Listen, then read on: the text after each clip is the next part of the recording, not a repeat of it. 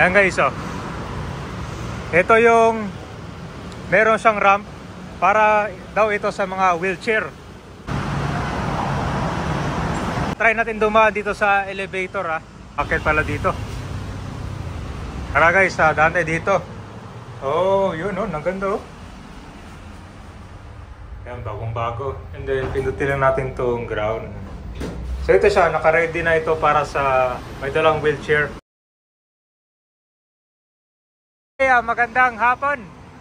Nandito na tayo ngayon sa EDSA. Dito po yun sa Pilam QC.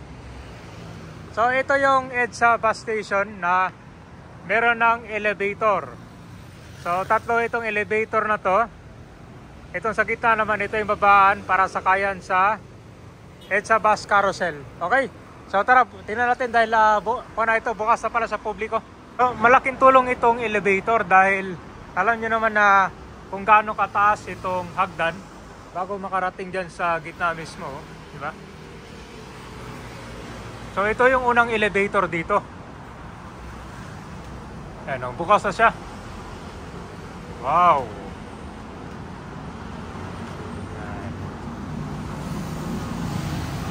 Punta natin namaya yung elevator.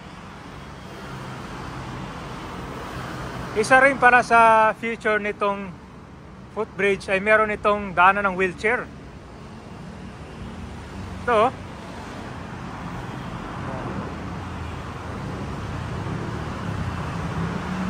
Ayan guys, oh. Ito yung meron siyang ramp para daw ito sa mga wheelchair. Ayan, so paikot ka pa ganun, no?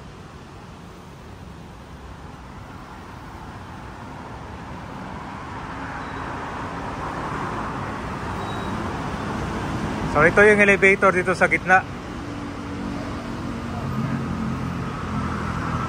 So bago ka pala makarating dyan sa elevator, dadaan ka muna dito.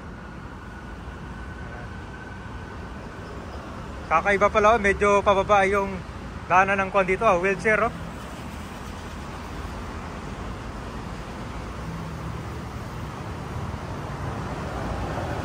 Ayan siya, oh. Yun. Maganda dahil pagdating nyo dito, pwede kayong sumakay, dala ang inyong wheelchair.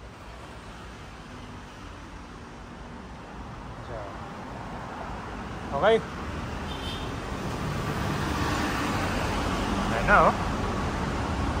Magandang konto. Magandang dagdag feature ito dito sa footbridge.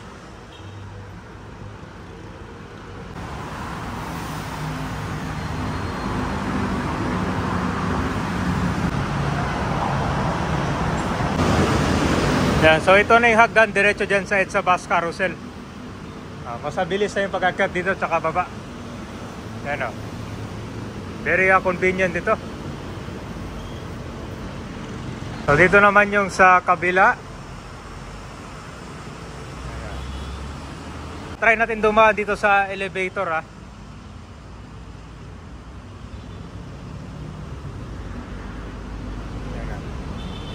Ayan, may packet pala dito. Yun, no? Tara guys, daan tayo dito. Oh, yun, no? Ang ganda, oh. Ayan, bagong bago. And then pindutin lang natin tong ground. So ito siya, naka-ready na ito para sa may dalang wheelchair.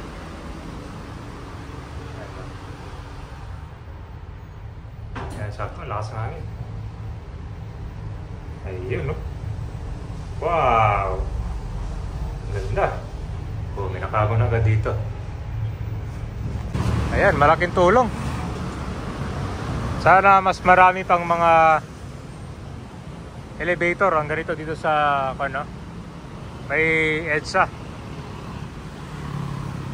So ito siya, maraming mga dito, EDSA bus station.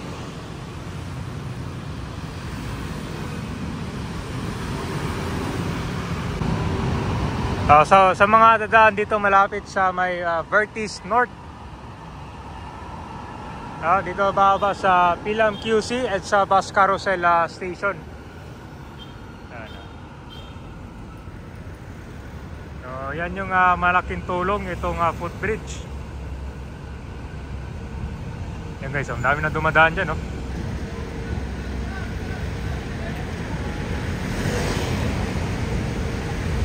Yan, pag may dala silang bitbit, so kailangan pa nilang bumaba pala dyan, no? Tapos sasakay sila dyan sa elevator. Yun. Okay. Kaso, dapat may wheelchair dito eh. Elevator yan. Oo, Ayun. tayo. May tax naman tayo. Malamig ba? Malamig? Wala. Siksikan ba na? Mainit. Walang aircon. Shut up pala. Shut up. Walang aircon. Sa-shut out sana kami rin sa gym. Kaso pagdating doon sa baba, sir, maglalakad pa kayo doon, no? Escalator, elevator din. May elevator din doon, sir eh. Hindi, maglalakad pa doon, di ba? May elevator doon. Nag-trending Elevator doon sa kabila. Trending nga sa Facebook yun, sir, kasi parang slide, sir, eh. Tingnan nyo. Pag may dalang wheelchair. Ayan. Ito ang delikado. Guys, bumalik tayo. Shout out, sir. Shout out nga pala sa mga taga-Shout out nga pala bababa ka pala. Shout out. Dito, may kon pala. Pero pag gusto nyong mag-elevator, tara. Subukan natin elevator dito sa gitna naman.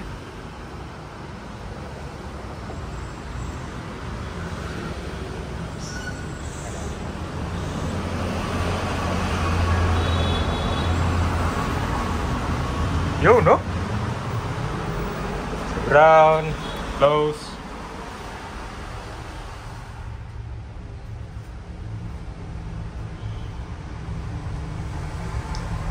Ayun, no? Laking ginhawa to. Yun. So, ito na yung sakay ng bus. Ayan, diba? So, dito yung mapuntang, paano siya? Sa may south. Ito na yung magabang ng bus to.